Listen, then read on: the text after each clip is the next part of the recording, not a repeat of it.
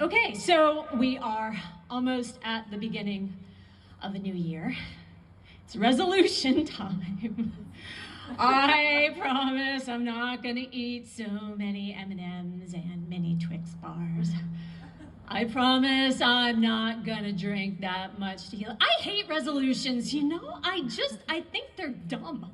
I don't wanna do resolutions because I actually wanna drink all the tequila I want to, but I think we should do rituals instead. I think new rituals for the new year, like the Aradnap jar. Do you know about the Aradnap jar? Well, I will tell you. But first, a weird thing about nonprofits. Don't worry, I'm gonna tie it all together. Okay, so the weird thing about nonprofits is that they have plenty of opportunities for you to volunteer, but they are all during day job hours. So if you work and have a day job, you can't really volunteer. But back in 2018, I was between jobs, and so I started volunteering at more than a few nonprofits, and I found my way to Covenant House Hollywood. Covenant House Hollywood is a nonprofit, and their mission is to provide sanctuary and support for youth ages 18 to 24 who are facing homelessness and human trafficking. You've probably driven past their building. It's on Western, below Sunset, above the 405, below the Target. And there they provide housing and meals and classes and services for roughly about 75 kids or so. So I met with the staff at Covenant House because I was hoping there was already some big project or initiative that was already in progress that they needed an extra set of hands for, like somebody was already driving a bus and I could jump on board. But instead, the staff asked me to maybe come up with a class that I could teach and have an impact. And there is no bus. I have to build my own bus and drive it. And what? I am not a teacher. I did not get a teaching degree. I don't even think that's what it's called. I think it's called an education degree. I'm not sure because I got the film degree. So I don't know how I could have an impact. But okay. So what do I know? Well, I know writing. And I know storytelling, and I bet these kids here have stories that they want to tell. So maybe I could help them tell them. And maybe I could offer a creative writing class and see if that works. So the staff was like, yeah, that sounds like a great idea. So for twice a month, for 2 years, I would go to Covenant House with a big bag of notebooks, pens, mini Twix bars and M&Ms, and I waited to see what would happen. I set up shop in the conference room and propped open the door to the courtyard where the basketball court was. I don't know what's gonna happen. So sometimes 2 people would walk in, and sometimes 10 people would walk in, and they all got a notebook, and they all got a pen, and as long as they wrote, they got candy. Now, some of those people took all of those things and walked out the door, and I never saw them again. Some of those people stayed because, as I discovered, some of them used to write when they were kids, but then life got in the way. Some of them have always wanted to write, but they just didn't know how, and they didn't know who to ask. And some of them, it never occurred to them to start writing. But now that you mention it, let me see what I can do. And then I met Ken. That's not his real name, I'm protecting everything.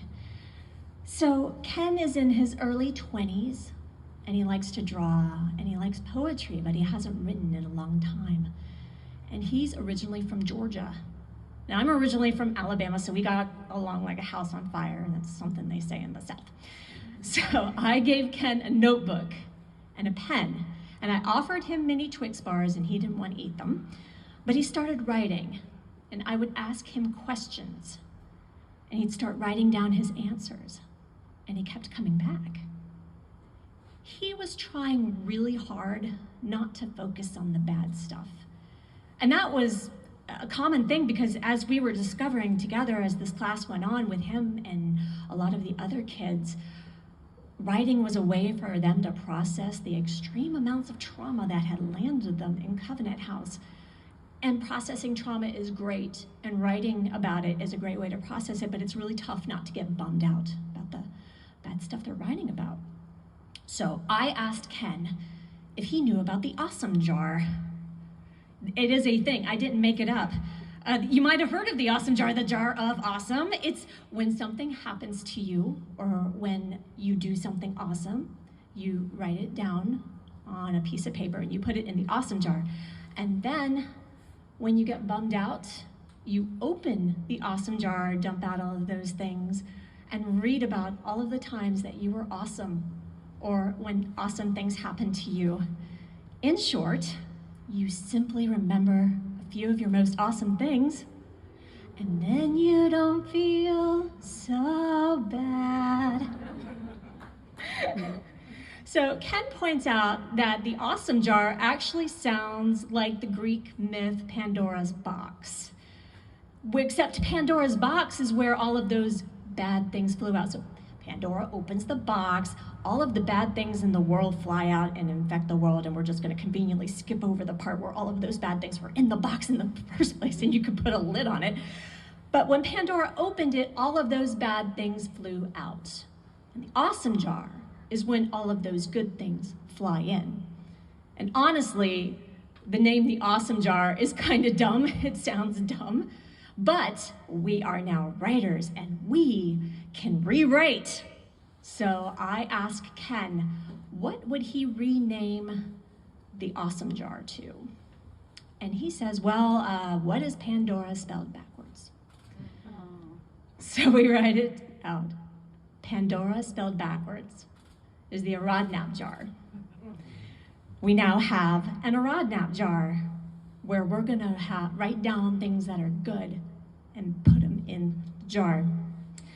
So I can tell that Ken, even though we've just renamed our jar, is still having a little bit of difficulty trying to remember anything good that has happened to him. So I try to give him another prompt, and I tell him one of my favorite things to do when I'm standing in a really long line, whether it's to get on a plane or into an amusement park or into a store that's selling some kind of exclusive merchandise. My favorite thing to do is to get to the front of the line and then to turn around and see how far I've come. Just like how at the end of every year, my favorite thing to do is to look back at all of the months to see how far I've come. And I tell Ken that he needs to do the same thing, just based on everything he's told me about how this guy came from Georgia, had battled a mountain of trauma, has found himself in Los Angeles, and he is at the crossroads of an amazing journey.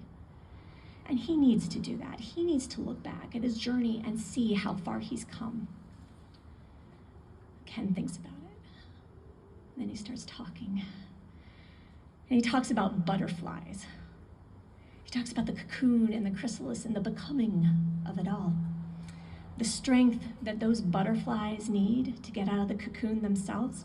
If you tried to help them, if you tried to help those butterflies get out of the cocoon, they wouldn't be able to survive in the outside world. They have to develop the strength themselves to get out of their own cocoon. And I tell Ken he has that strength and that he's awesome. And then Ken tells me that I'm awesome. And it's a giant awesome fest. And it's fueled by many Twix bars that I ate and M&Ms that he ate.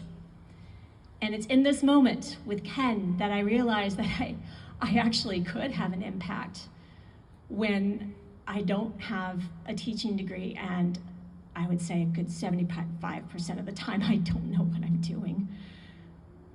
But it's why I'm here in front of you all tonight, because everybody here has their own Aradnap jar, and you don't want to open it because you don't want to hear about how awesome you are, because you won't believe it.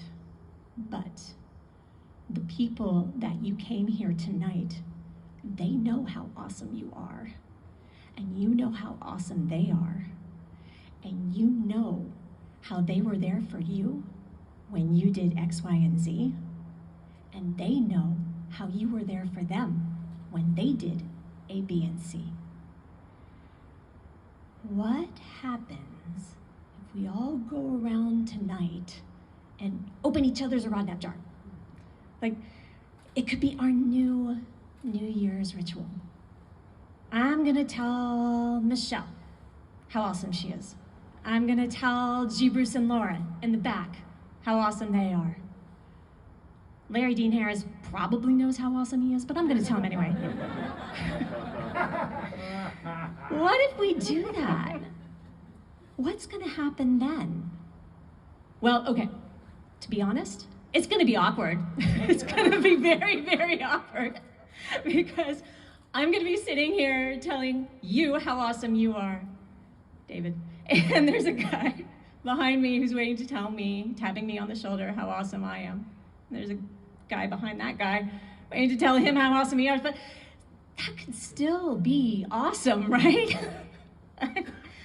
Tell someone here tonight that they're awesome and tell them why. Be specific. Storytelling is about specificity. Tell them why they're awesome. And if they're not here, then text them or email them. You could call them.